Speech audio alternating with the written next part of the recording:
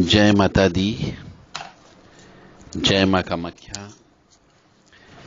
देव Radha trust, Satyavani channel.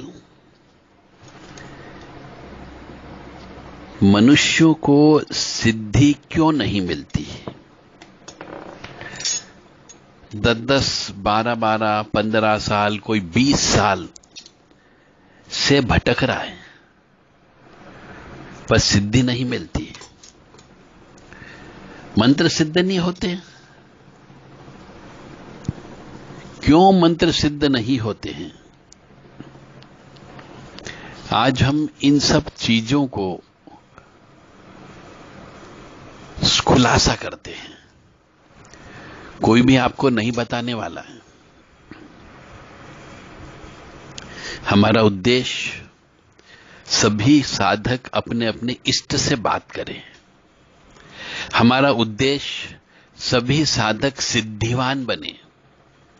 हमारा उद्देश्य है सभी साधक परोपकार करें। हमारा उद्देश्य है इस धरा पर सतयुग की वापसी हो जाए। क्योंकि आजकल सिद्धि के लिए मैं देख रहा हूं बहुत लोग भटकते हैं। कोई तारापीठ जा रहा है, कोई कलकत्ता काली जा रहा है, कोई कामाख्या धाम जा रहा है, कोई विंध्यवासिनी में तपस्या कर रहा है, कोई हिमालय में तपस्या कर रहा है, परंतु सिद्धि नहीं मिल रही है। कोई उज्जैन के शमशान में बैठा हुआ है और कुछ लोग ढोंगी एकदम खून जैसे लाल सुर्ख कपड़े पहन लेंगे, बड़ी बड़ी माला लटका लेंगे, और उनके जस्ट विपरीत एकदम काले कपड़े पहन लेंगे और बड़ी बड़ी माला लटका लेंगे। ये ढकोसला, ढोंग धतूरा, इससे सिद्धि नहीं आती है। मैंने कई जगह देखा अपनी आंखों से, प्रत्यक्ष, तब मैं बात कर रहा हूं कि एक साधक मनुष्य जो ढोंग धतूरे वाला होता है, जींस, टी शर्ट, जूते, मोजे पहन करके उतरता है ट्रेन से, बस से, प्लेन से, और जैसे ही जहां साधना करनी वहां आ जाता है तो पूर्ण रूप से बाबागिरी में रहने लगता है। जैसे उसने कभी जींस पहनी ही नहीं हो, जैसे उसने कभी सिला हुआ वस्त्र ही नहीं पहना हो।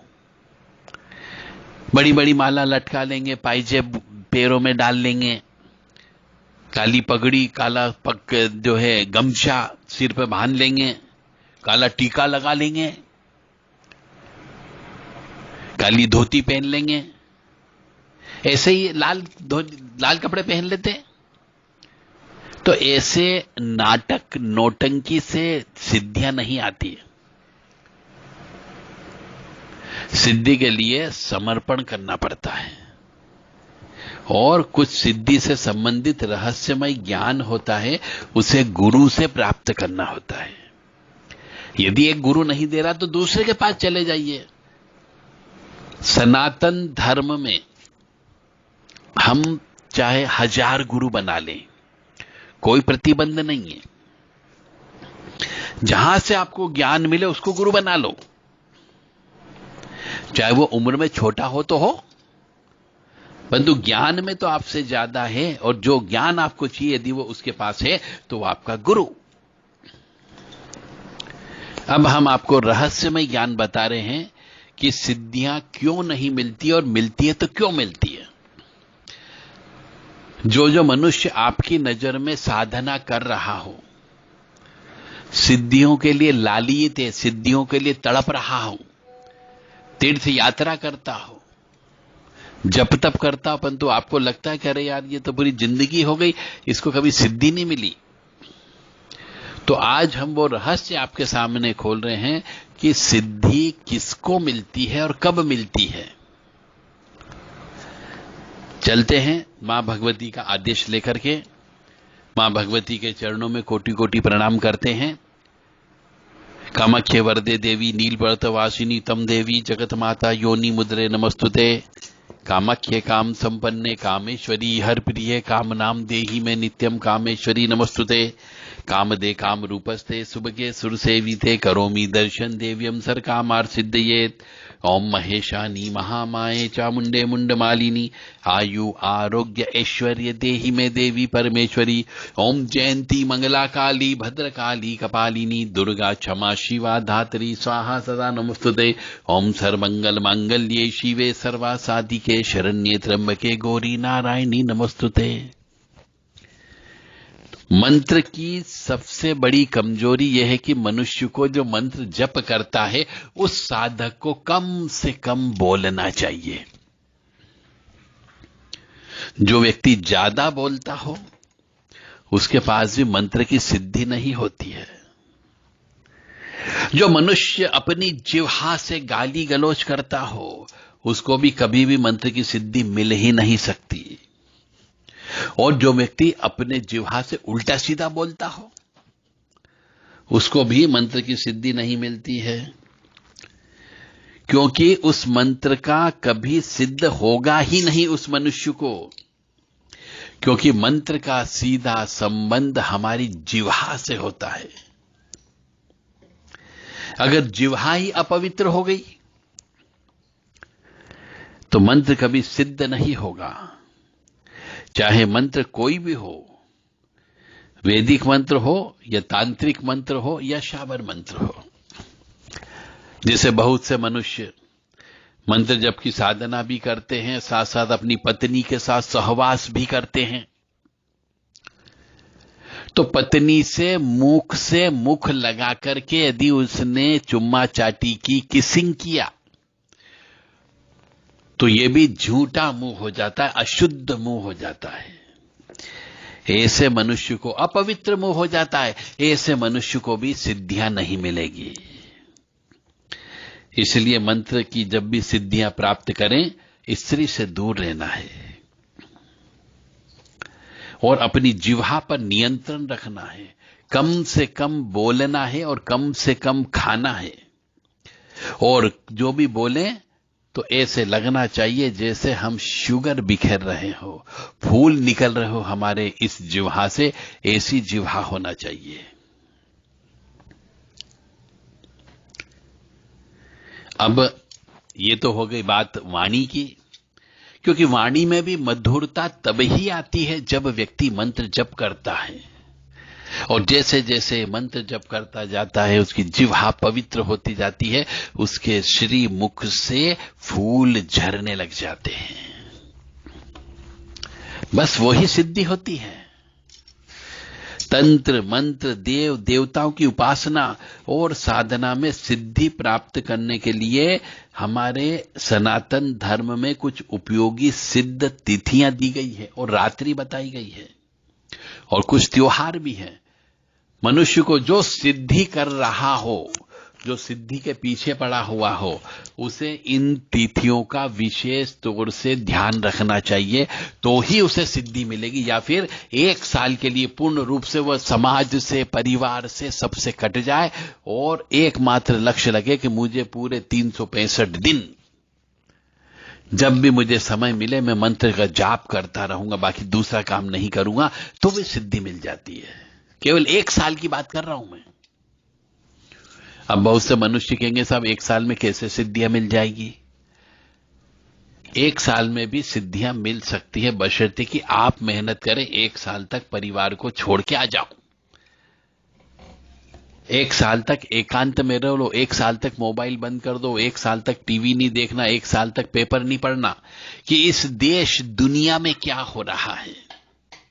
कोई मनोरंजन नहीं, सिर्फ ईश्वर और आप, बस।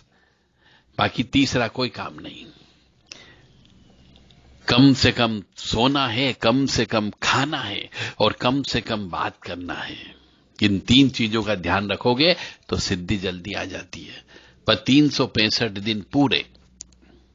अब हम कुछ तिथि बताने जा रहे हैं कि इन तिथियों में तो विशेष तौर से रात को जप तप करना पड़ता है।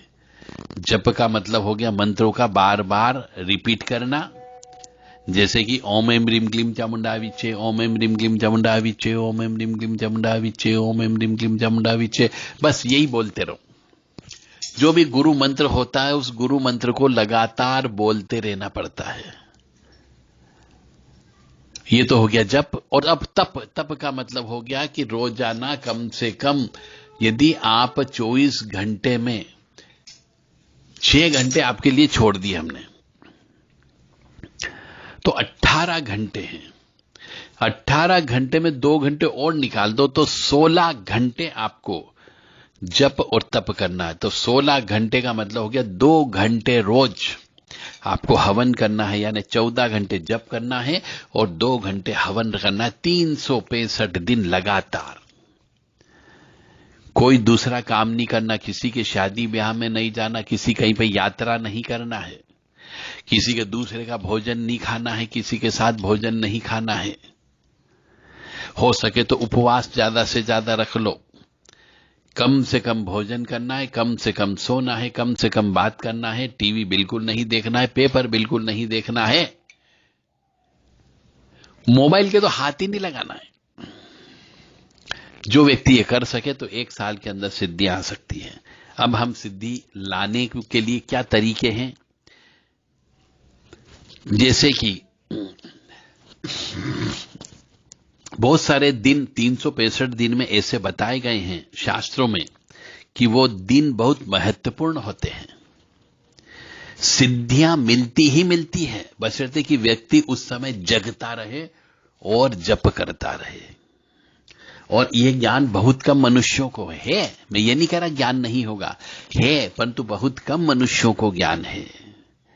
साधु, सन्यासी, ज्योतिषी इक्का दुक्का हो सकते हैं जिनको ये ज्ञान हो सकता है। तो हम आपको वही आज बहुत सी तिथियां बताने वाले हैं कि किस किस तिथि को सिद्धियां मिलने की संभावनाएं ज्यादा होती है। सबसे पहले हम चलते हैं काली मां का प्रकटोत्सव। भाद्रपद कृष्ण अष्टमी के दिन काली मां का प्रकटोत्सव हुआ था। उस दिन सोना ही नहीं चाहिए, पूरी रात भर जप तप हवन करते रहना चाहिए। काली मां की जो प्रकटोत्सव बता रहा हूं मैं आज, 10 महाविद्या के प्रकटोत्सव, कि इस दिन तो सोना ही नहीं है। भाद्रपद की कृष्ण अष्टमी के दिन तारा देवी का प्रकटोत्सव है, चैत्र शुक्ल की नवमी। ललिता देवी का है माघ शुक्ल की पूर्णिमा। भुवनेश्वरी देवी का प्रकटोत्सव है भाद्रपद शुक्ल द्वादशी। भैरवी के प्रकट उत्सव है मार्गशीर्ष मास की शुक्ल पक्ष की पूर्णिमा के दिन। और छिन्नमस्ता मां का प्रकट उत्सव है वैशाख शुक्ल चतुर्दशी के दिन। धूमावती मां का है ज्येष्ठ शुक्ल की अष्टमी का दिन। और बगलामुखी मां का जो प्रकट उत्सव मनाया जाता है वह है वैशाख शुक्ल चतुर्थी तिथि। और मातंगी देवी जी का जो प्रकट उत्सव मनाया जाता है वह वैशाख शुक्ल पक्ष की चतुर्दशी तिथि। और कमलात्मिका कार्तिक कृष्ण पक्ष की अमावस्या। यानी 10 महाविद्या की 10 देवी हैं। यदि इनकी सिद्धि लेना हो तो ये जो तिथियां हमने बताई है, इन तिथियों को रात दिन एक करके, जैसे हम कोई स्टडी करते हैं, कोई पढ़ाई करते हैं, किसी कॉम्पिटिटिव एग्जाम में कोई प्रतिस्पर्धा परीक्षा देने जाते हैं तो रात दिन एक कर देते, तब जाके परीक्षा में पास होते हैं। उसी प्रकार से साधना करना भी एक परीक्षा है। आपको एक ज्ञान होना चाहिए कि इन तिथियों में सिद्धियां मिलती है। एक बार और बता देता हूं मैं कि 10 महाविद्या की जो प्रकट उत्सव की तिथियां हैं वह है काली मां की भाद्रपद कृष्ण अष्टमी का दिन, तारा देवी का चैत्र शुक्ल की नवमी, ललिता देवी का है माघ शुक्ल की पूर्णिमा, भुवनेश्वरी देवी का है भाद्रपद शुक्ल की द्वादशी तिथि, भैरवी देवी जी का प्रकट उत्सव मनाया जाता है मार्गशीर्ष शुक्ल पूर्णिमा को। छिन्नमस्ता की सिद्धियां मिलती है वैशाख शुक्ल चतुर्दशी के दिन, धूमावती है ज्येष्ठ शुक्ल की अष्टमी, बगलामुखी का दिन है वैशाख शुक्ल चतुर्थी, और मातंगी देवी का है वैशाख शुक्ल की चतुर्दशी, और कमला देवी जो है उसको कार्तिक कृष्ण की अमावस्या के दिन। ये 10 महाविद्या है। इन महाविद्या के जो दिन हैं ये फिक्स हैं, तिथि फिक्स है। ये तिथि जब भी आए आपको इस दिन रात दिन एक करके जप तप करना है। अब 10 सिद्ध विद्या है, उनकी भी प्रकट उत्सव मनाया जाता है सिद्ध विद्या का। और ये 10 सिद्ध विद्या इन दिन भी व्यक्ति रात दिन एक करके जप तप करता है तो सिद्धि मिलती है। कुब्जिका देवी वैशाख कृष्ण त्रयोदशी की मध्य रात्रि को यानी रात को ही जप तप करना है। चंडिका देवी वैशाख शुक्ल की पूर्णिमा के दिन। मात्रा देवी जो है मार्गशीर्ष कृष्ण चतुर्दशी। सिद्ध लक्ष्मी जो है वैशाख शुक्ल की चतुर्दशी। सरस्वती देवी है माघ शुक्ल पंचमी। अन्नपूर्णा देवी है मार्ग शीर्ष कृष्ण चतुर्दशी। गायत्री देवी है श्रावण शुक्ल की पूर्णिमा। और पार्वती देवी है आषाढ़ शुक्ल की नवमी। अपराजिता देवी है अश्विन शुक्ल की नवमी। और विंध्यवासिनी देवी का प्रकट उत्सव मनाया जाता है भाद्रपद कृष्ण अष्टमी को। तो ये 10 सिद्ध विद्या है और पहले जो बताई थी वो 10 महाविद्या है। तो आपको सीधे महाविद्या पर भी नहीं जाना चाहिए, स्टेप बाय स्टेप मनुष्य को चढ़ना चाहिए। तो ये जो तिथि हमने बताई है सिद्ध विद्या की, इन तिथि में भी सिद्धियां मिलने की संभावना बहुत ज्यादा होती है। तो मनुष्य को इन तिथि में भी रात दिन एक करके जप करना चाहिए ताकि आपको सिद्धि प्राप्त हो सके। मनुष्य इन विशेष तिथि को सोता रहता है और अन्य दिन जप तप करता है, इसलिए सिद्धियां नहीं मिलती हैं। और इन तिथियों में कोई भी पाप कर्म नहीं करना है। इसीलिए हमने क्या बोला आपको कि 365 दिन आपको पूर्ण रूप से इस देश से, समाज से और परिवार से, तीनों से कटना है। 365 दिन के लिए मान के चलो आप मृत्यु तुल्य कष्ट भोग रहे हो और मृत्यु शैया पर पड़े हुए हो। बस इस तरीके से यदि आप जप करते हो, कम से कम बात करना है और कम से कम खाना है, कम से कम भोजन करना है, कम से कम सोना है। इन 3-4 चीजों को ध्यान रख लोगे तो सिद्धि अवश्य प्राप्त होती है। अब हमारे सनातन धर्म में 10 अवतार भी हुए हैं। इन 10 अवतारों की भी तिथियां हैं, अलग अलग तिथि है। इन तिथियों में भी सिद्धि मिलने की संभावनाएं ज्यादा होती है। तो मत्स्य अवतार है कार्तिक शुक्ल की नवमी के दिन। राम अवतार जो हुआ था चैत्र शुक्ल की नवमी के दिन। कृष्ण अवतार भाद्रपद कृष्ण अष्टमी के दिन। वामन अवतार हुआ था भाद्रपद शुक्ल द्वादशी के दिन। नरसिंह जयंती मनाई जाती है वैशाख शुक्ल की चतुर्दशी के दिन। परशुराम जयंती मनाई जाती है वैशाख शुक्ल की तृतीया। वाराह अवतार अश्विन शुक्ल की चतुर्दशी। कल्कि जो है अवतार है श्रावण शुक्ल की षष्ठी तिथि। और बुद्ध अवतार था भाद्रपद की पूर्णिमा के दिन। और बलभद्र अवतार जो है मार्गशीर्ष शुक्ल की पूर्णिमा के दिन। तो ये जो तिथियां आई है इस तिथियों में भी आपको जप तप करना है। इसलिए 300, क्योंकि आप कौन कौन सी तिथि को याद रखोगे कि मुझे कल रात भर जगना है, दिन भर जगना है। इसीलिए पूरे 365 दिन ईश्वर की राह में डूब जाओ, ईश्वर के रास्ते पर चल पड़ो, सिद्धि अवश्य प्राप्त होगी। परंतु समय से उठना है, समय से सोना है। सूर्य उदय के 2 घंटे पहले बिस्तर छोड़ देना चाहिए एक साधक मनुष्य को। और सूर्यास्त के समय पे कभी भी नहीं सोना चाहिए। अब सिद्धि प्राप्त करने की 4 तिथियां और है जो विशेष है। जैसा कहा जाता है कि युग आरंभ तिथियां होती है। इन तिथि के दिन भी मनुष्य के ऊपर यदि वो जप तप हवन कर रहा होता है तो उस दिन भी कृपा बरस सकती है। सतयुग जो है वैशाख शुक्ल की तृतीया के दिन। त्रेता युग कार्तिक शुक्ल की नवमी के दिन। द्वापर युग था भाद्रपद कृष्ण की त्रयोदशी के दिन। और कलयुग प्रारंभ हुआ माघ कृष्ण की अमावस्या के दिन से। ये युग आरंभ की तिथि है। इन तिथि के दिन भी जप तप हवन अनुष्ठान करने पर सिद्धि प्राप्त होती है। और गहराई में जाते हैं हम सनातन धर्म की, तो प्रत्येक महीने के कुछ गुरु पर्व आते हैं, उन गुरु पर्व को भी मनाना चाहिए। जैसे कि चैत्र शुक्ल की तृतीया का दिन, ये गुरु पर्व कहलाता है। वैशाख शुक्ल की तृतीया, ज्येष्ठ शुक्ल की दशमी तिथि, आषाढ़ शुक्ल की पंचमी तिथि, श्रावण कृष्ण की पंचमी तिथि, भाद्रपद शुक्ल की त्रयोदशी तिथि, अश्विन कृष्ण की त्रयोदशी, कार्तिक शुक्ल की नवमी, मार्गशीर्ष शुक्ल की तृतीया, पौष शुक्ल की नवमी, माघ शुक्ल की चतुर्थी और फाल्गुन शुक्ल की नवमी, ये गुरु पर्व के रूप में माने जाते हैं। तो इन दिन में भी आपको गुरु की सत्ता से यदि आशीर्वाद मिलता है तो आपको सिद्धियां प्राप्त हो जाती है। 4 नवरात्रि आती है हमारे यहां पे, 2 तो सभी व्यक्ति मनाते हैं, 2 गुप्त नवरात्रि होती है। इन नवरात्रि में भी सिद्धियां प्राप्त होने की संभावनाएं होती है।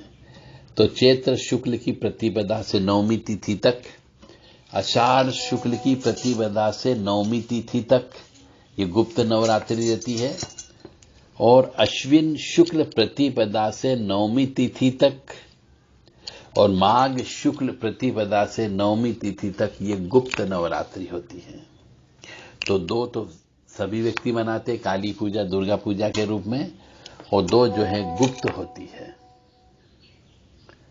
तो इस प्रकार से 4 नवरात्रि मनाई जाती। इन चारों नवरात्रि में भी सिद्धियां मिलने की संभावनाएं होती है। कुछ हमारे यहां पे रात्रि पर्व भी है, जिस दिन कहा जाता है कि रात को जगना ही जगना चाहिए। ऐसे ही साधक को भी रात को जगना चाहिए। अब हम वो भी बताने जा रहे हैं जिसमें सिद्धियां मिलती हैं। इसलिए मनुष्य को हम कहते हैं कि किसी अच्छे गुरु को पकड़ो ताकि वो आपको ज्ञान दे सके कि किस किस दिन किस किस तरीके से आपको सिद्धियां प्राप्त हो सकती हैं। यदि मनुष्य इन तिथियों को याद रख ले और इन तिथियों में विशेष तौर से जप तप हवन पूजन दान धर्म करे तो सिद्धियां अवश्य आ सकती है।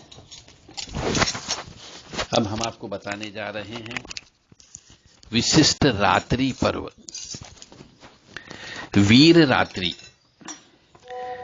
यानी कि चतुर्दशी को रविवार हो तो उसे वीर रात्रि कहा जाता है। महारात्रि अश्विन शुक्ल की अष्टमी को महारात्रि कहते हैं। काल रात्रि कार्तिक कृष्ण की चतुर्दशी को काल रात्रि होती है। अर्धरात्रि में अमावस्या का योग होने पर, और अगली होती है मोहरात्रि भाद्रपद कृष्ण अष्टमी, ये मोहरात्रि कहलाती है। और क्रोध रात्रि भी होती है, चैत्र शुक्ल की नवमी का दिन, ये क्रोध रात्रि होती है। और घोर रात्रि मार्गशीर्ष कृष्ण अष्टमी। अचला रात्रि फाल्गुन कृष्ण की अष्टमी जब मंगलवार या शुक्रवार आ जाए। तारा रात्रि ज्येष्ठ शुक्ल की दशमी तिथि। शिवरात्रि फाल्गुन कृष्ण की त्रयोदशी। मृत संजीवनी रात्रि अमावस्या को होती जब शुक्रवार हो और मध्याह्न में सूर्य ग्रहण हो तो मृत संजीवनी रात्रि कहलाती है। उस समय विशेष तौर से जप तप करना चाहिए। सिद्धि रात्रि चैत्र मास की अष्टमी को रविवार के दिन और संक्रांति हो, काली और तारा के लिए विशेष ये सिद्धि प्राप्त होती ही होती है। सिद्ध रात्रि चैत्र मास की अष्टमी को रविवार और संक्रांति हो तो। दारुण रात्रि वैशाख शुक्ल तृतीया को मंगलवार हो तो दारुण रात्रि आती है। सुंदरी रात्रि ऐसे देवी रात्रि, गणेश रात्रि, सिद्धि रात्रि, बाण रात्रि, कृष्ण रात्रि, धर्म रात्रि, दिव्य रात्रि, विष्णु रात्रि, काम संजीवनी रात्रि, रिद्धि सिद्धि योग और पर्वतराज रात्रि, ऐसे ये बहुत तिथियां हैं। इनको यदि आप याद करके जब तब करें तो सिद्धियां प्राप्त हो सकती है। इसीलिए आपको सिद्धियां नहीं मिलती क्योंकि आपको इस तिथि का पंचांग का ज्ञात ही नहीं है कि कौन कौन सी रात्रि के दिन जगना ही जगना है। और जिस दिन सिद्धि मिलने का योग होता है उस दिन आप सोते रहते हो, इसीलिए सिद्धियां प्राप्त नहीं होती है। इसलिए मनुष्य को अच्छा और योग्य गुरु ढूंढना चाहिए। यदि आपने गुरु बना लिया है और पसंद नहीं आया या ज्ञान नहीं है या आपके हिसाब से नहीं है, तो आप गुरु बदल सकते हो। मैं आपसे कह रहा हूं, हर सिद्धि के लिए अलग अलग गुरु बना सकते हो, हर ज्ञान के लिए अलग अलग गुरु बनाया जा सकता है। यदि आप गुरु से संतुष्ट नहीं हो तो कोई दूसरा गुरु बनाया जा सकता है, तीसरा गुरु बनाया जा सकता है, चौथा गुरु बनाया जा सकता है। परंतु पहले गुरु को छोड़ने के पहले बहुत अच्छे से सोच ले, विचार ले, उन गुरु जी के पास जाकर के बारंबार उनसे ज्ञान प्राप्त कर लें। यदि उनको लगता है आपको कि उनके पास ये ज्ञान नहीं है, तो फिर आप दूसरा गुरु बना सकते हैं। जय माता दी, जय मां कामाख्या। तो सिद्धि लेने के लिए अब आपको समझ में आ गया होगा कि तिथि, वार, नक्षत्र, पर्व ये बहुत इंपॉर्टेंट होता है, तो ही सिद्धि मिलती है। यदि आपने इन चीजों का ध्यान नहीं रखा और जप तप अनुष्ठान दान धर्म नहीं किया, तो शायद सिद्धि जिंदगी भर नहीं आएगी। जय माता दी, जय मां कामाख्या।